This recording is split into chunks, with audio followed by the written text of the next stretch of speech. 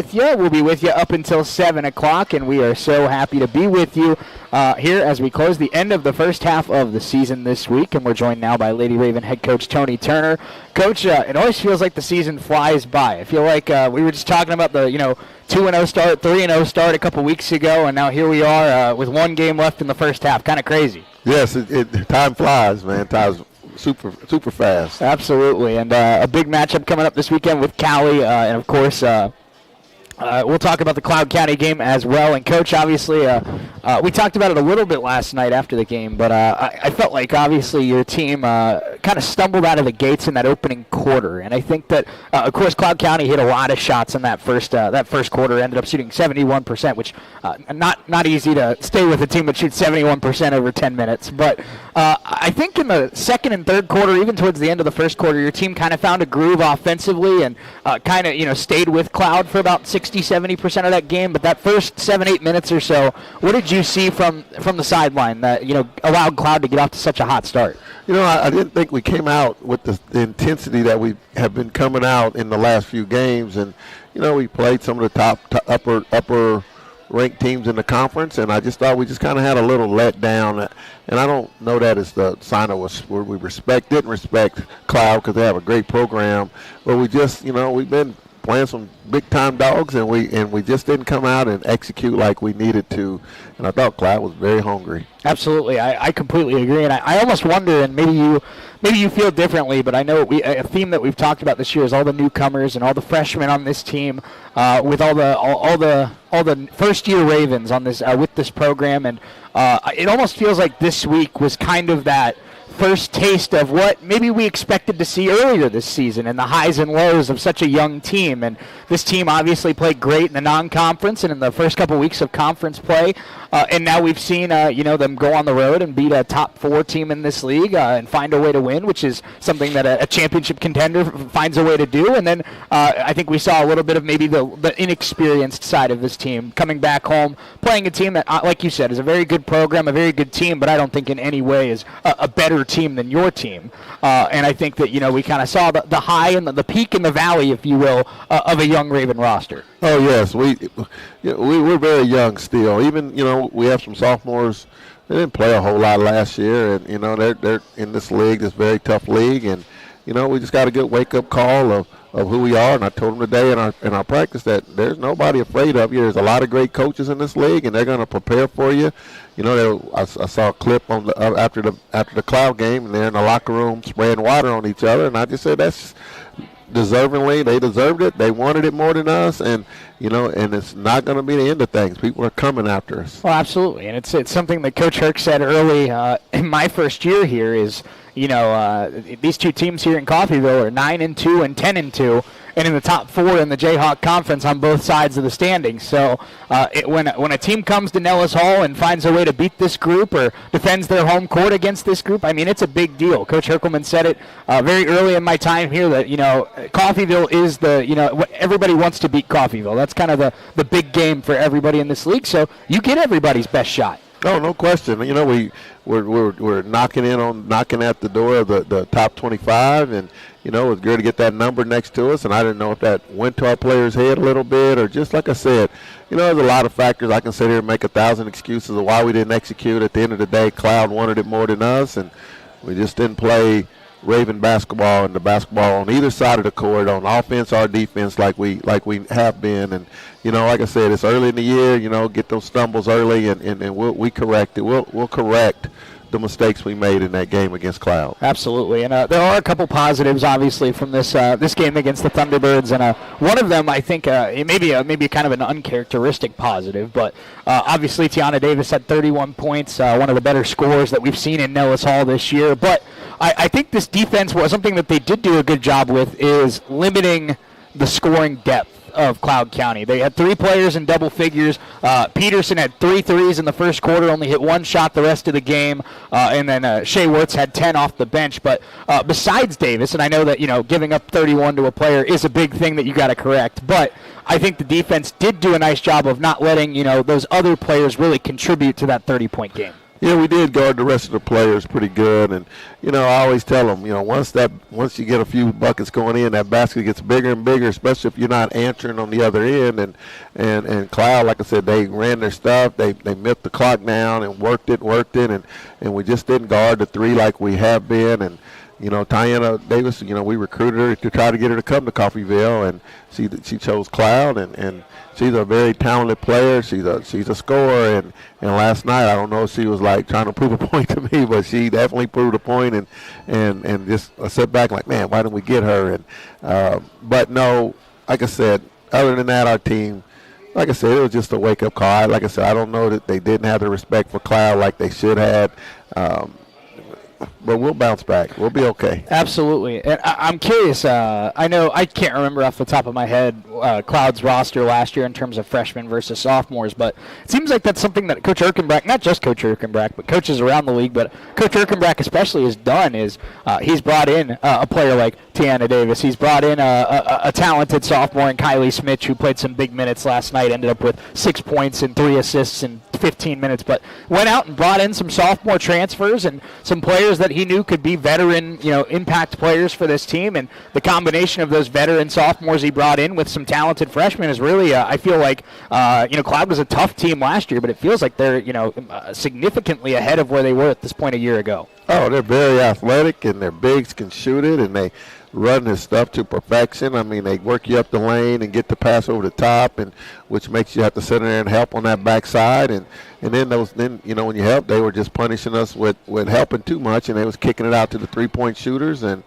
every few times we'd close out with our hands down, and like I said, hand down, man down, and they were taking advantage of just our lack of intensity on the defensive end. Coach, another area where I thought your team held their own and did a good job last night was rebounding, and that's something that your team's done well for a majority of the season. But win the rebound battle 34-25, finish with 10 offensive rebounds, only allow 3 offensive rebounds for the Thunderbirds. And I know with a team like that has their forwards kind of spread out on the perimeter, sometimes can make it a little easier to clear out the paint. But I think at the end of the day, still, it's like it's one of those pillars of basketball where if you find a way to win the glass and control the glass, you're going to be in just about every game you play. Yes, you look at that number, and they only had 3 offensive rebounds, but they were making every shot they could up. So that's true. So that number right there is I don't know that we did a excellent job of blocking them out when the ball's going through the net. Yeah. And but no, we do try to hang our hat on the rebounding side of things, and we do try to control the boards as much as we can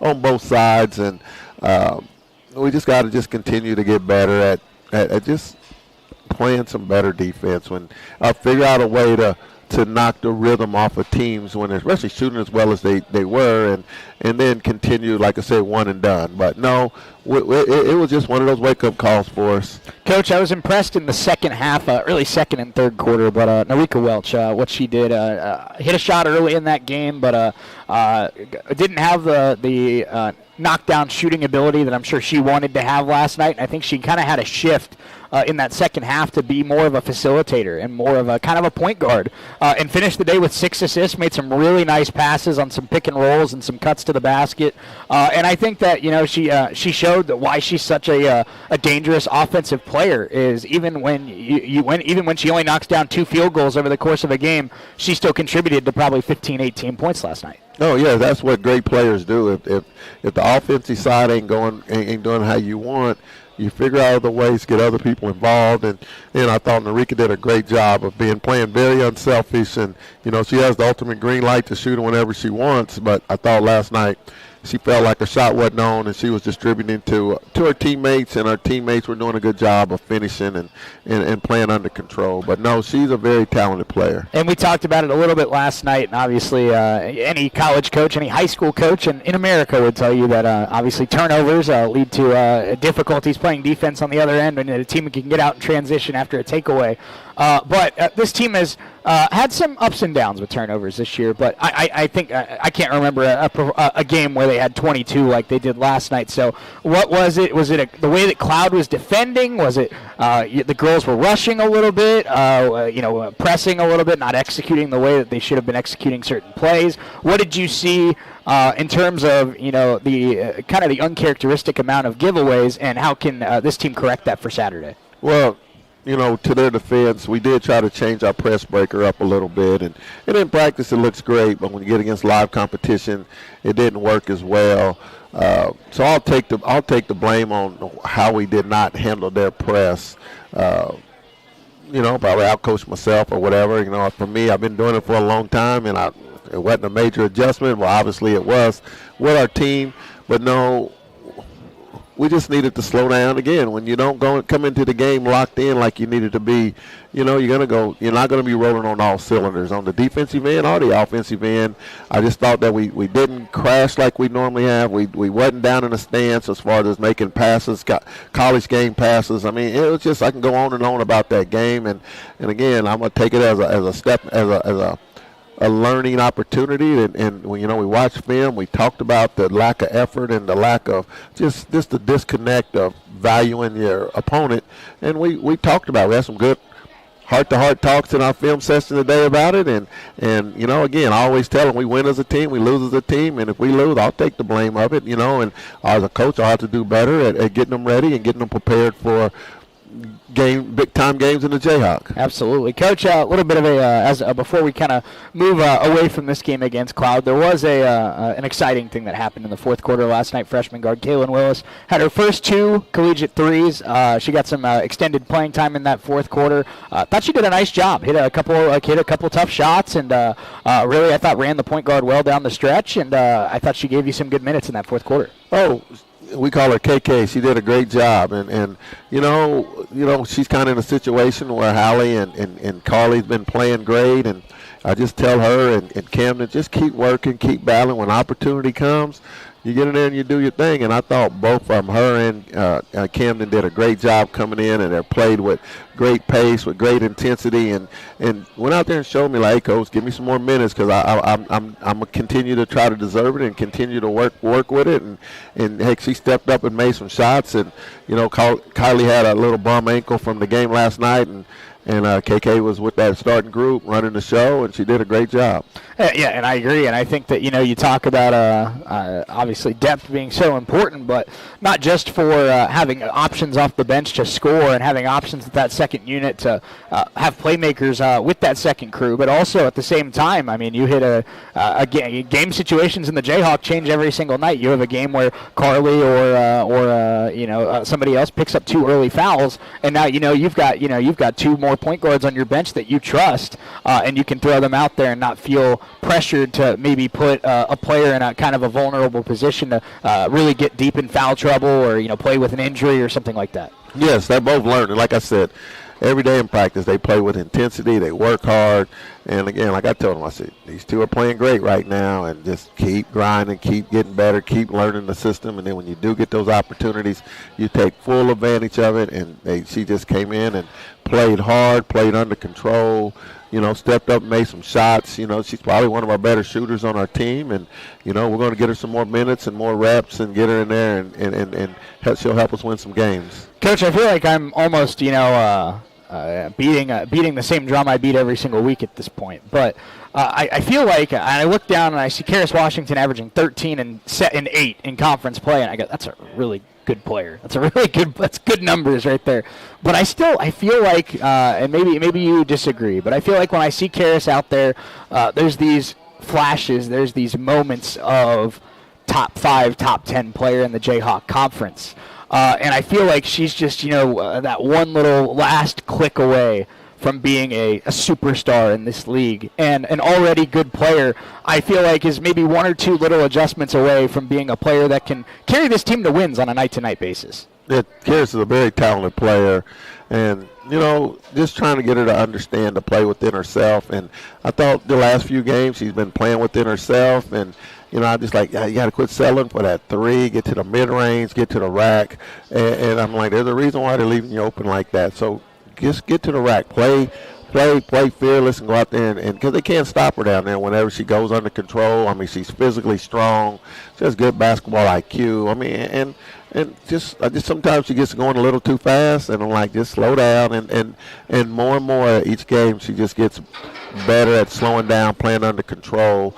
I tell her the refs don't bail you out when it looks like you're out of control. And I thought she's been doing a much better job lately of just playing within herself. Oh, I agree, and I think that, like you said, her skill set just so, I feel like, incredibly unique.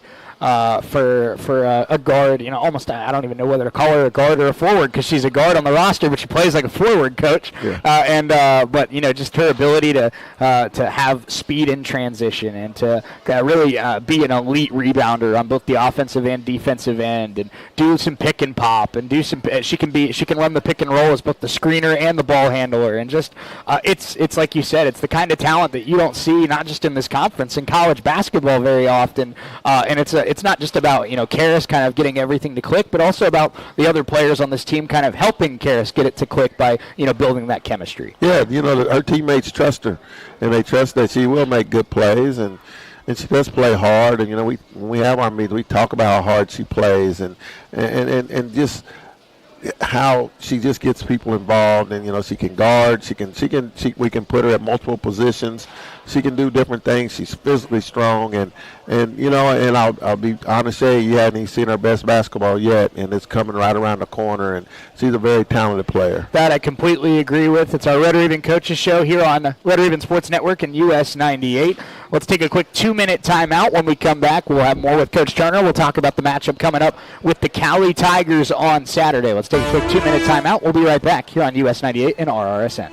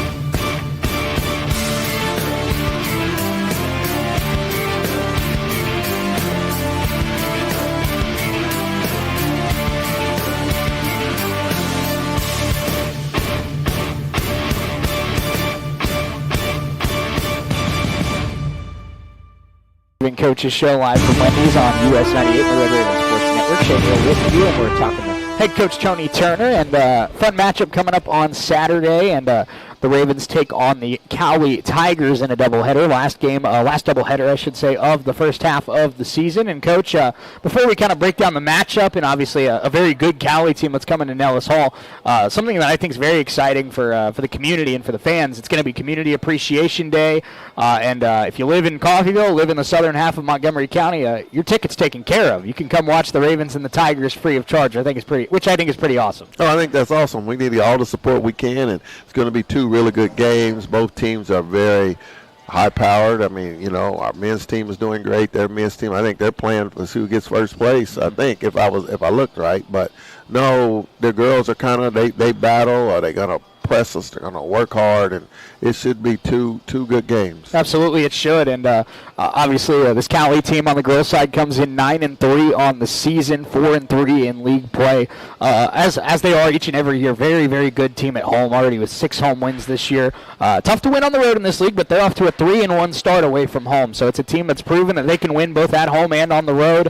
And another team that comes to Nellis Hall with an experienced coach in Coach Clark, and a team that does a great job on a a year-to-year basis, Cali always a competitive game no matter what the record says. Yeah, they're going to be very competitive. You know, Coach Clark does a good job, too, with his team, and they're going to press you. You get the rebound, somebody's there to press. They mix up their defenses from man to zone, and they run some pretty good complicated stuff when – but if we go out and guard, I mean, they're not very big. I think their tallest girl is 5'11".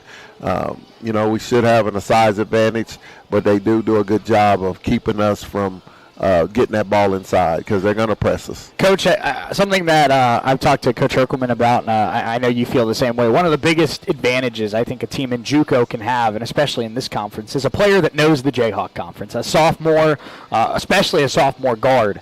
And Cali does have some sophomore experience coming back. Hattie Pyle, of course, the former Frontenac Raider, as well as both Destiny Yates coming back, as well as Jaden Smith. So 3 sophomore guards that maybe didn't have the biggest roles a year ago, but they did get their feet wet. They dip their toes in the Jayhawk Conference, and now they're very key impact players. Oh yes, they're both. All 3 of those players are good players. They can shoot it. They can take you off the bounce.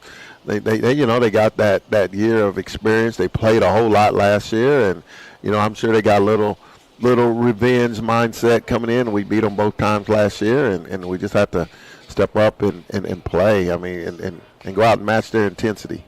Coach, looking at this Cali roster, it's a very impressively deep team. They have, I'm looking here on this sheet, they have 10 girls, and all 10 of them are capable of scoring the basketball, have decent shooting splits.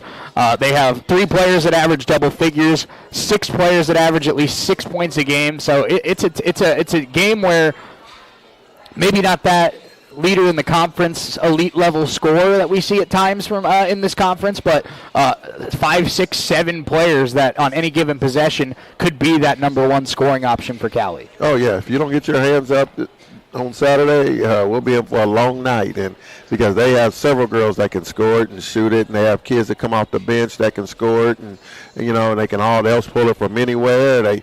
They do a good job of penetrating, kicking, so we got to learn to be a little more disciplined and not overhelp. And but no, we'll have to be creative and mix it up on them a little bit because we don't want to we don't want them to get into a rhythm. Your team has been one of the best teams in the Jayhawk this season at forcing turnovers and having those active hands in the pass lanes.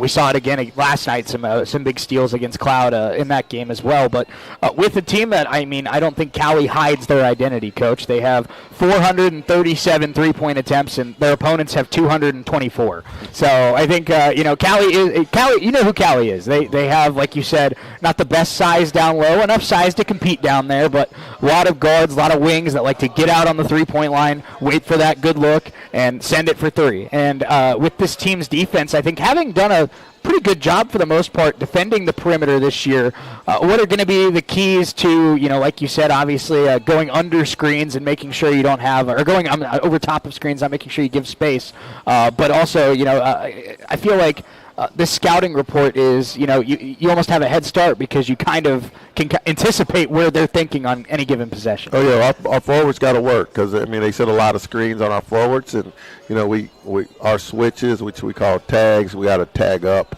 a little higher because if not, they'll just step back and shoot, and then when they do shoot it, we got to be ready to get the long rebounds. But the longer you shoot it, the longer the rebounds, and we just got to get them to one and done. Will they make some threes? They're going to make some threes, but we got to limit them to one and done, and then we got to run. Then we got to get out and go and try to wear them down. I know they'll try to wear us down, but I just had a faith in our team that if we play within ourselves, we should be okay. I agree. And, Coach, I think that, something that we've already talked about this year, but I think this could be kind of a big matchup where that rears its head.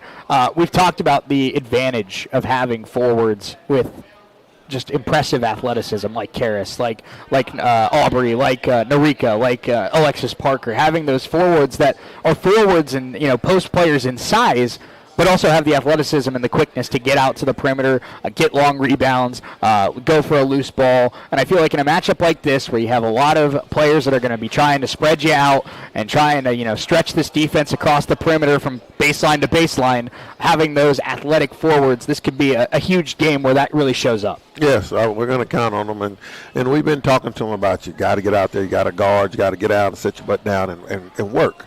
And today in our little workout we did, they did a good job of just getting the closeouts and come on our hands up. It was the emphasis of getting our hand up and getting ourselves ready to guard. And we, like I said, we got a good wake-up call on Wednesday last night, and I think it was a good thing for us just because we were kind of getting a little not humble like we needed to be. But no, we'll guard. They'll guard. They'll get out and battle. Absolutely. Coach, I mentioned Aubrey, and Aubrey's a player I wanted to touch on as well. Had 9 points in that second half. Really, I thought played well. Had a great attack at the rim where she split a double team, kind of flung up a little finger roll and put it in. But, again, in a matchup like this where you have the size advantage down low, players like Alexis, players like Narika, players like Karis and Aubrey, not just defensively and getting out to the perimeter and showcasing their defensive ability and their athleticism, you're going to need them big on the glass, and you're going to need them big with those second chance points and those scores inside. Yes, we need them to crash. We need her to crash. Aubrey has the chance to be one of the better players in this league. And right now she's battling some demons right now on the court. Nothing crazy, but just knowing her role on the team. And, I told her we want to hand you the keys to the car and to the team. And we just need you to step up and learn how to play both ends. And she's a very, very talented player. She can take you off the bounce. She got a nice little form on her shots. And I need her to step up and be that big-time player that she has the ability to be. Coach, obviously, another thing that we talk about on a game-to-game basis that's so important in this league is having that depth, having that rotation of 8, 9, 10, 11 that can make an impact on a night-to-night basis. And I think even more in a game like this where Callie's going to be running up and down the floor for 40 minutes. They're going to be trying to win the race up and down the court. They're going to be trying to wear your team out, wear your players out. And I think your players have the speed and the quickness to keep up with them. But at the same time, maybe a little more exhausting going up and down the court with a team like this versus a team that's more of a half-court post style of offense.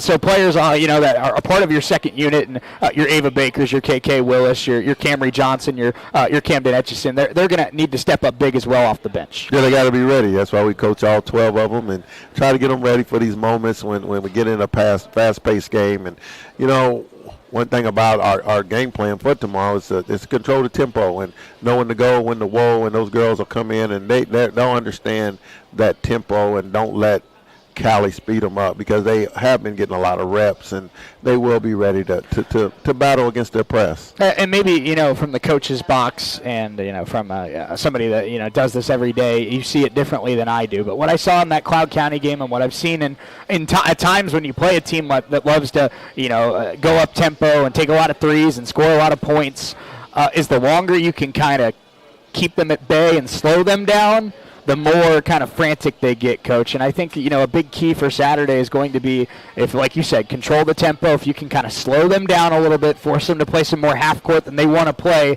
force some contested shots, and get them off to kind of a slower start than they want to play, you get to the second, third, fourth quarter, and Callie's going to start thinking about how, we're not keeping up with our pace. And I think that could be, where this team gets the advantage. Yes, no question. Like I said, we just want to control that tempo and mess up their rhythm a little bit. I mean, like I said, they're a team that likes to play in transition. We're also a team that likes to play that way too. But I think if we can just control the tempo of the game, know when to go, when to whoa, just play smart basketball. Ball fakes, shot fakes. And just get and attack the rim, and we do shoot those shots, go get rebounds, and get a lot of putbacks, and again, hopefully we just wear them down, or they just get a little frustrated where it'll just all open up for us. Absolutely. Like Coach said, big game coming up on Saturday against the Cali Tigers. One of these teams will win their 10th game of the season, and obviously, Coach, we've said this for the last 2 seasons, but being able to go on that winter break fresh off of a W and sitting at 10-2, that'd feel pretty good. Oh, it'd be great. I mean, a little better than expected, but no question we want to kind of go ahead and keep ourselves in the race to win this conference, and we're still right there. Absolutely. The coverage of Red Ravens and Cali will begin at 1:30 on Saturday afternoon right here on US 98 and RRSN. Coach Tony Turner, good enough to join us here tonight on the Coaches Show. Let's take a quick 2-minute timeout. When we come back, we'll shift focus to the men's side and talk to Coach Herkelman. We're back in 2 minutes here on US 98 and the Red Raven Sports Network.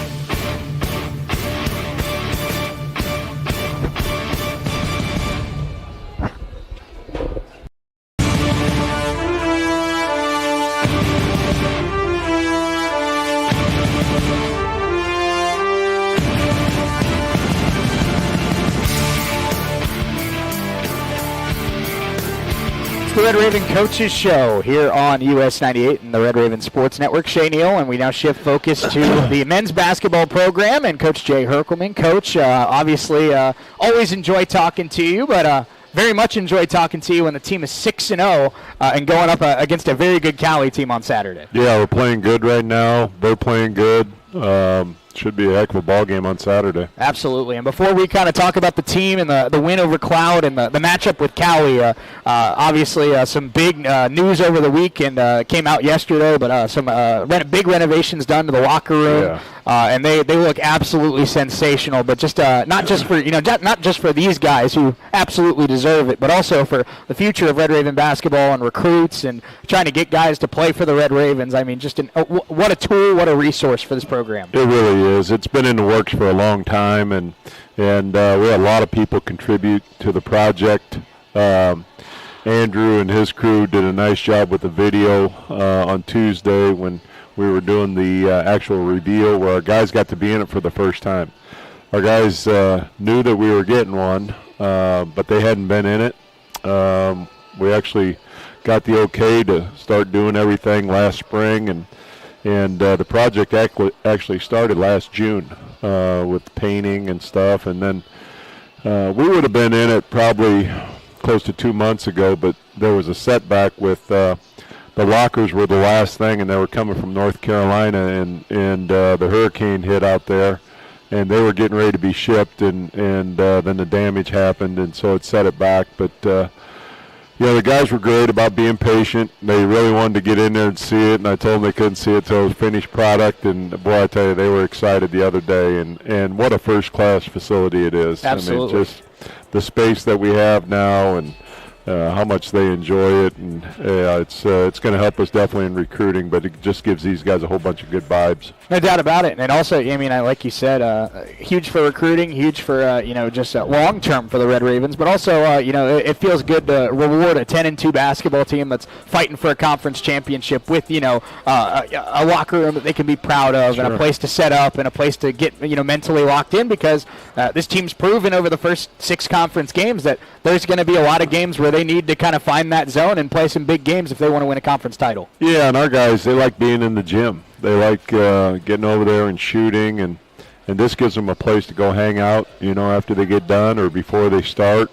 They spend a lot of time in the locker room, and having 2 spaces in there where we have an actual team room that they enter into and have some couches in there and some food, and got a little wall over there that I got to give a shout out to Ashley Tapman of the marketing department.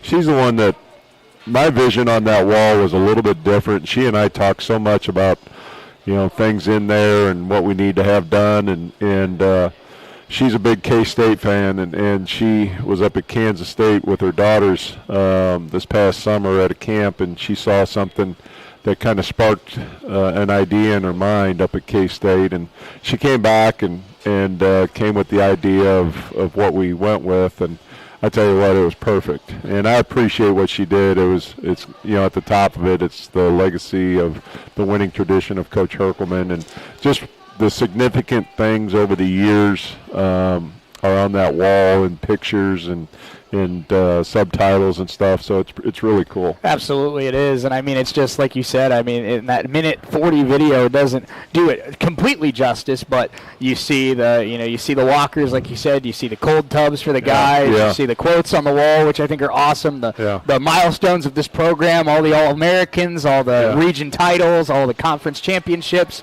and I think it's just it's kind of in a way. Almost like a museum of Red Raven basketball. You walk in there and you feel the tradition of Coffeyville men's basketball. Right. I mean, I took things when I was doing the research from different programs that I respect. I took something like the Coffeyville lit up sign out of University of Arkansas. They had the Razorbacks lit up like that.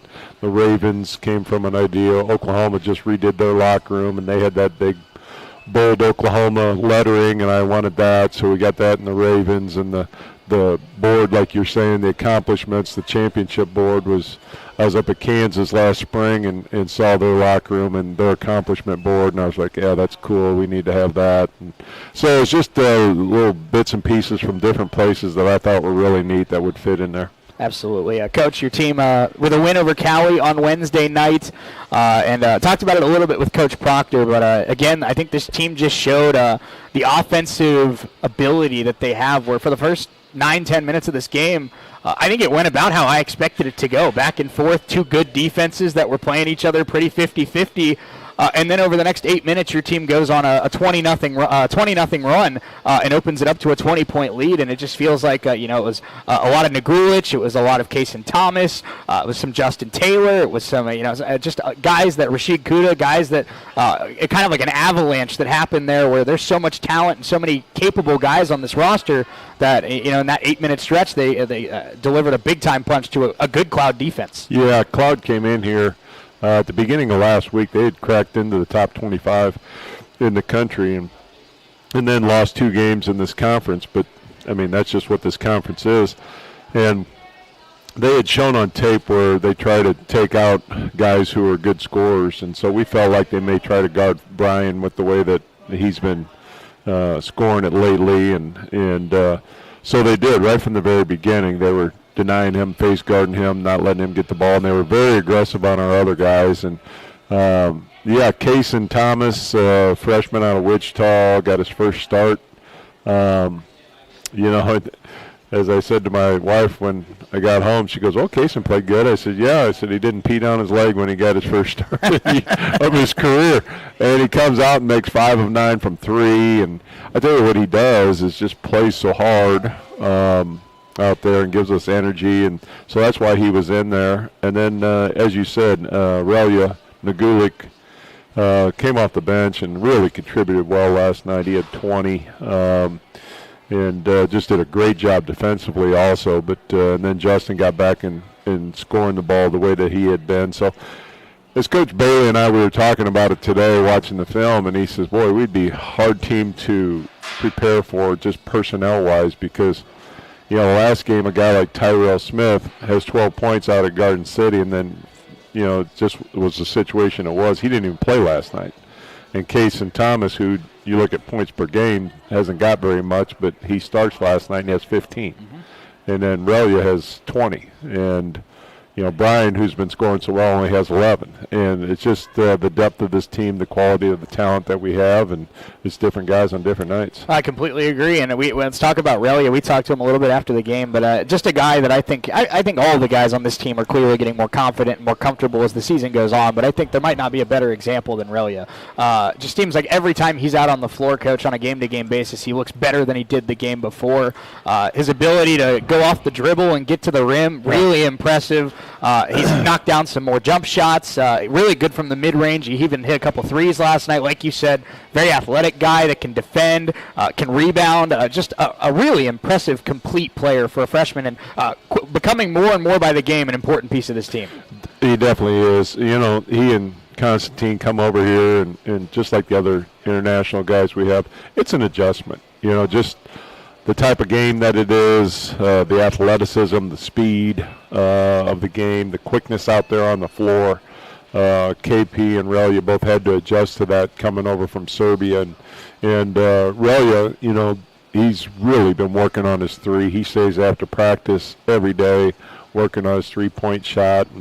And I've got confidence in him shooting it now. And the other thing, he's sneaky athletic. When he goes to the basket, he has intentions of dunking it, and he's long, and he's just getting better and better as the season goes on. And just a super kid, as you found out from talking to him last night. Very smart, yep, and just understands the game of basketball. Absolutely, and you mentioned obviously how difficult it could be to prepare for this team, because you're right in the sense that Justin and Brian, Justin maybe the first 5 minutes of the game, but I don't feel like there were many stretches last night where Justin or Brian felt like the guy that had to score in this game against Cloud County. And you still look at the box score at the end of the day, and they have 29 points, 6 assists, and only 3 turnovers combined. Yeah. And it's just, the combination of experienced guys in the backcourt with high upside impact freshmen in the front court, it really seems to be, clicking really well for this team. Yeah, it does. They're coming together,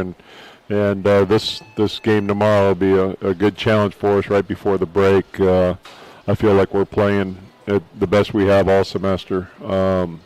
the guys are very unselfish. They, they're not worried about getting their shots. They're not worried about who scores. They move the ball well. They cheer for each other, and it's really refreshing that you got a team that I got a team that I'm able to coach like that every single day, where it's not about, hey, me, I got to get mine. It's just what can we do to help this team win. Absolutely. Coach, Trent Ruth back from his knee injury, played about 17 minutes last night, and obviously a guy that averaged 12, 13 points a game the first couple weeks of the year. A great scorer, one of the better scorers on this team. But I think, something else about Trent that I think we saw last night was only 1 of 3 from the field, finished with only 2 points, but his playmaking ability, he finished with 5 assists. Really, I thought did a great job of kind of splitting that point guard role with Kemboy with the second unit. And then also he's a really quality defender. I know you had him on Van Kelly late in that game against NEO, but just another guy with good athleticism, a good wingspan that you can put out there on a top-tier scoring guard. The scoring is great to have back for a guy like Trent, but also, just his ability to make an impact on both sides of the floor, gonna help this team get even better.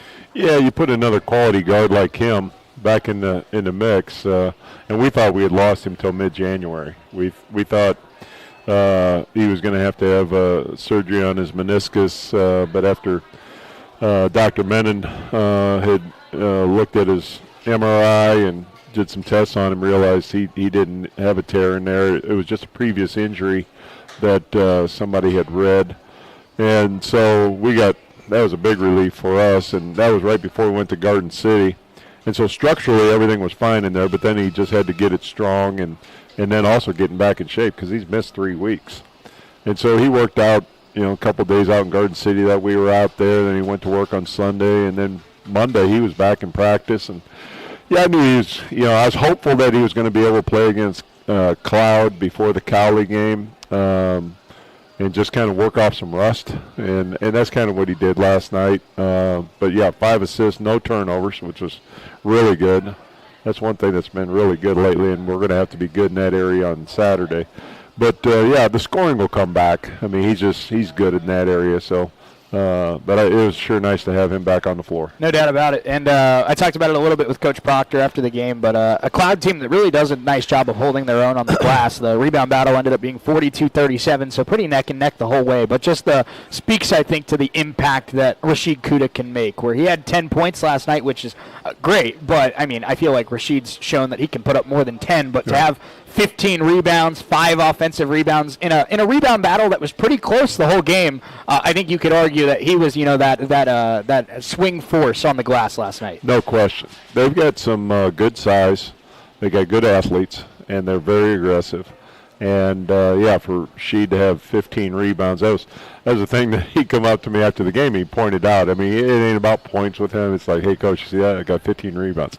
I'm on him all the time about having that kind of mentality, and then when he gets rewarded from going and doing that, it just brings him joy. But he's a warrior down there. You see it. He's so strong. One day in practice, I was messing around with him and trying to guard him down there, and I'm kind of a big guy, but I was like, man, somebody else sub in here. That dude is strong now. I tell you, he is strong.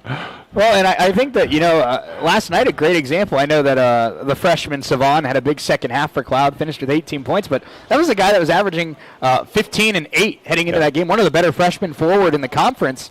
In the first 15, 20 minutes of that game, it felt like Rashid was his big brother out there, just, backing him down in the post and winning every single loose ball. And it was just like, this is a quality freshman forward in this conference that looks like a guy coming off the bench against a guy like Rashid. Yeah, Rashid can do that to people. And, over there when we played Hutch a couple weeks ago, the Jackson guy is a very physical player on the inside. And I challenged him in one of the timeouts that Jackson was being more physical than he was, and he didn't like hearing that. So, he takes pride in that, and he works extremely hard in the weight room to keep his strength up. But he's got a lot of natural strength, but he works hard in the weight room, and he's going to continue to be a force for us. Coach, last thing before we shift focus to this matchup with Cowley.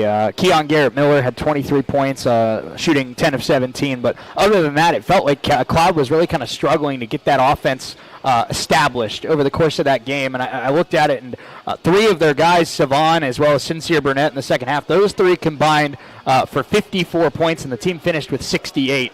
So anytime, I know there's, like we talk about, there's stars in this league, and there's guys that are just going to go out there and get their 15, 20 points because that's the kind of players they are. But anytime you can limit the kind of the supporting cast around them to under 20 points in a game, you're going to win a whole lot of games. Yeah, our guys are really starting to understand, and have for a little bit now, just our defensive rules. And as we've talked about before, we don't change a lot from game to game. You know, we talk about personnel, and we go over some of their main actions that they do, but I always feel like, you know, after about the first 10 minutes of the game, you're going to have a feel for what they're doing, and definitely by halftime. And, you know, if you can just go out there and play our rules, you know, and do it well, because basically the game's going to come down to, you know, people trying to dribble drive you, and you got to be in the gaps, you got to be good on the ball, or they're going to set a ball screen, or they're going to throw it inside. And we know what we're supposed to do and how we're going to cover on all those aspects of the game. So, you know, our guys are just playing with confidence out there. They don't have to think a lot. They just react because, I mean, there's a lot of drills that we do every single day that are just repetitive, where it just teaches them good fundamentals. And if they can do that out there, I mean, we're going to have, you know, a lot of success. Red Raven Coaches Show here from Wendy's. Here on US 98 and the Red Raven Sports Network. Big matchup coming up with Cowley on Saturday. Let's take a quick 2-minute timeout. When we come back, we'll get you ready for Tigers. Back in 2 minutes here on US 98 and RRSN.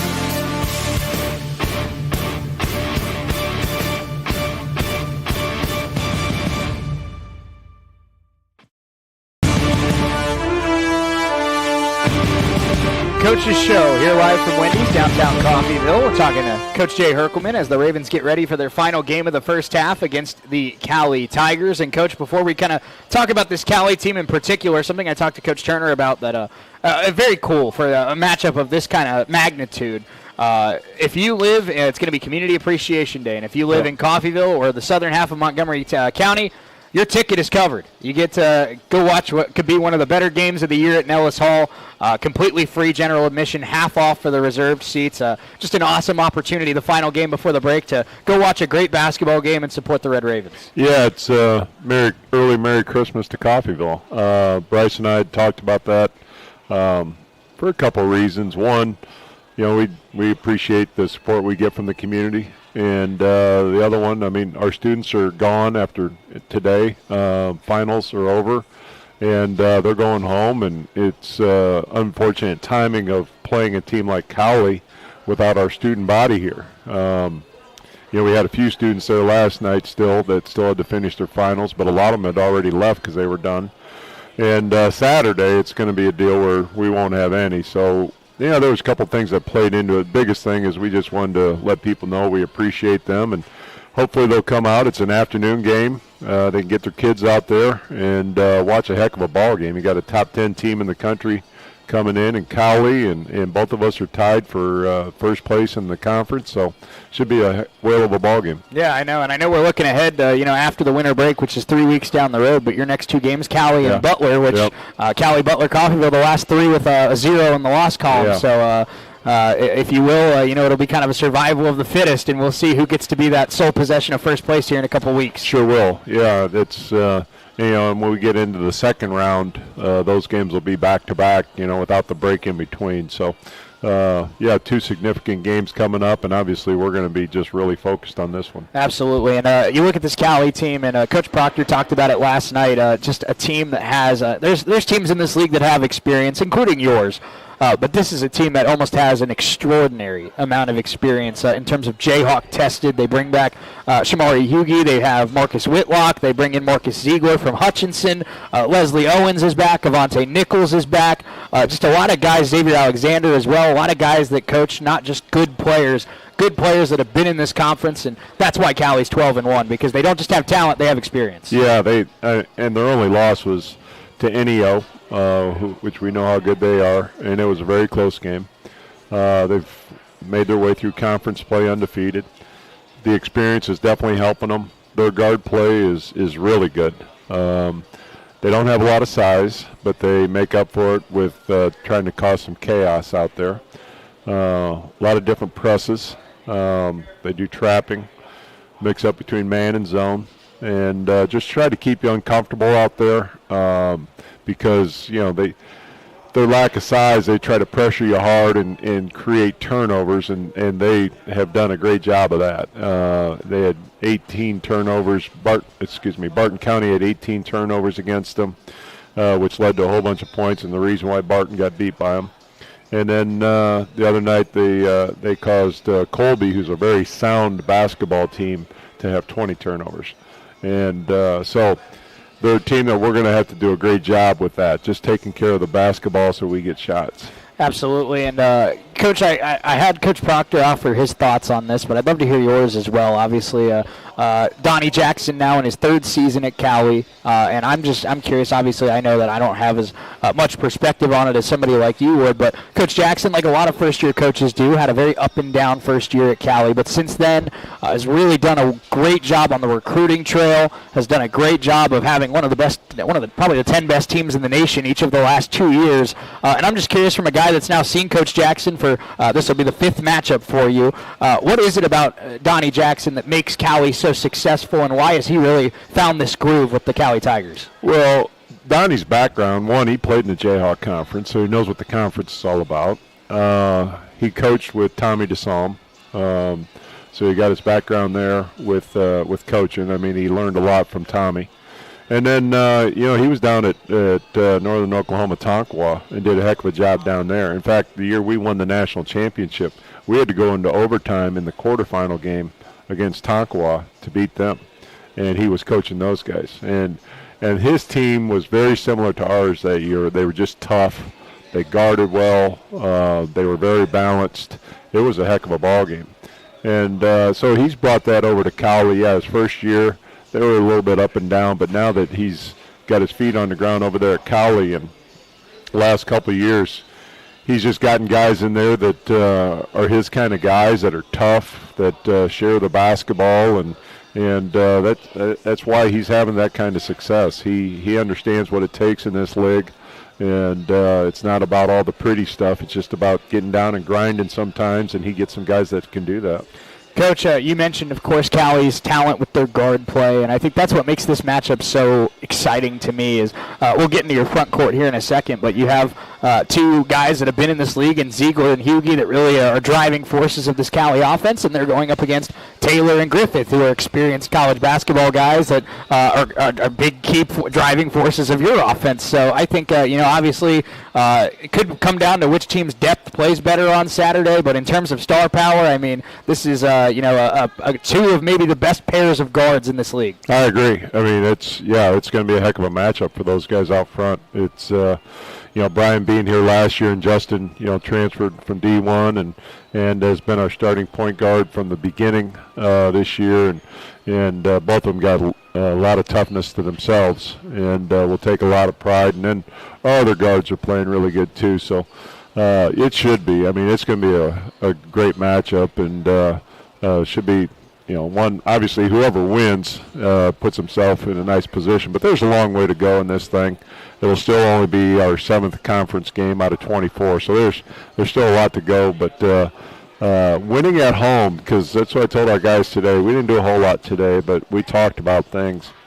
And I said, no, understand. I said, we're going to have to go to their place in the second round. So it's really important we protect the home floor this first time. So, and we've done a good job with that, and I expect our guys to play well. And I think, something Coach Proctor said that I think is a great way to describe this Cali front court. They have good size. They're not massive. And that's kind of how he phrased it, and I would agree. A lot of guys that are 6'6", 6'7", not 7-footers, but very strong, very athletic, very capable, fundamentally sound down in the post. So there is the opportunity from a size perspective for guys like Daniel, for guys like Rashid, for guys like Relia, for guys like Charles to have an advantage down low. But at the same time, it's not going to be a clear advantage because Cali's still got some really, really good all-conference caliber forwards. Yeah, they definitely do. We feel like, we can maybe have an advantage on the inside. But Donnie's going to have a plan. I mean, he's going to double us probably in the post, and he's going to do as much as he can out on the perimeter to make it really hard for us to even get the ball down there. So, we'll just have to see what they throw at us and then make some adjustments. But I'm expecting, it to be a fairly fast-paced game. I'm expecting both teams to guard really well, making it hard, in the half court. So you're going to hopefully have to get some stuff in transition. And it should be just a hard-fought, tough game. Absolutely, it should. And, Coach, last thing I have for you before we put a bow on this one, I'm sure if I asked you, what's the key to beating a team like Cali, we could make a list that goes all the way over to the Salted Caramel Frosties over there. But if in a matchup like this where I feel like in terms of talent, in terms of the way these two teams are playing right now, like we've talked about the last 15 minutes, it's pretty even. I feel like it's a pretty 50-50 coin flip kind of game. If you had to pick 2, 3, 4 things that your team really needs to do at a high level on Saturday to beat the Cali Tigers, what are those things? Well, the first one is take care of the ball, as I talked about earlier. We've done a great job of that. 2 of the last 3 games, we've had single-digit turnovers. At Hutch, we had 4. We had a few too many out at Garden City, but then last night we had 7. If we can keep it, our goal is to have 12 or less in a game. And if we can do that and not give Cali the opportunity to get some stuff in transition, easy buckets, where they have to play against our defense in the half court, I think we'll be able to guard them if we get them in the half court. Now, if we're turning the ball over, it's hard to guard in transition after you turn the ball over. So that, and then what we emphasize all the time is just about going and rebounding, winning the rebound battle. And we do a pretty good job with that, too. Fun game coming up on Saturday. Fun doubleheader, and it's, of course, Community Appreciation Day. So come on down to Nellis Hall, watch the Ravens take on the Cali Tigers in a big matchup before the winter break. Big thanks to Andrew Elrod here tonight helping out on the RSN side. Big thanks to Scott Maples back in the studio for keeping the plane in the air on the US 98 side.